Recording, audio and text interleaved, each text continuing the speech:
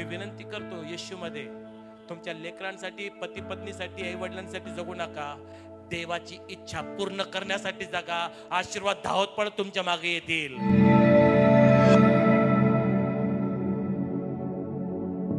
जो आशीर्वादाच्या मागे धावतो तो वेडा, पण जो देवाच्या मागे धावतो तोच खरा शहाणा.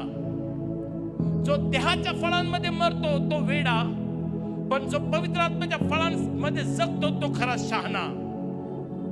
जो देवाकडे पाहतो आणि म्हणतो की माझा परमेश्वर माझा न्याय करणार आहे आणि त्याच्यानंतर माझा परमेश्वर मला त्याच्या सोबत ठेवणार आहे, हे जो जगतो, अशासाठी जो जगतो तो खरा शहाणा.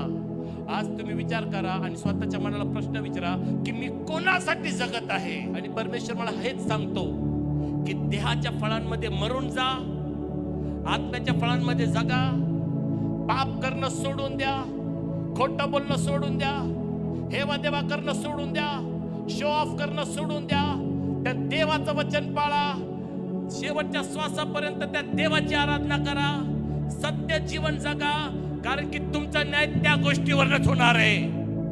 ज्या दिवशी तुम्ही देहाच्या फळांमध्ये जगणं सोडून देताना, त्या दिवशी पवित्र आत्मा तुमच्यामध्ये येऊन राहील आणि सैतान तुमच्या मागे कधी धावणार नाही. कधी कोणतं बंधन चालणार नाही, कोणतं शैतानी शस्त्र चालणार नाही, कोणती करणी तुमच्यावरती काम करणार नाही, कारण की तुम्ही जिवंत देवाचे मंदिर आहात.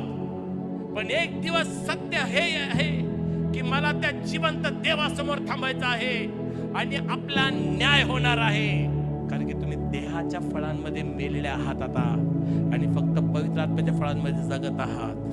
का? फक्त आता तुम्ही देवासाठी जगत आहात, कोणत्या माणसासाठी नाही.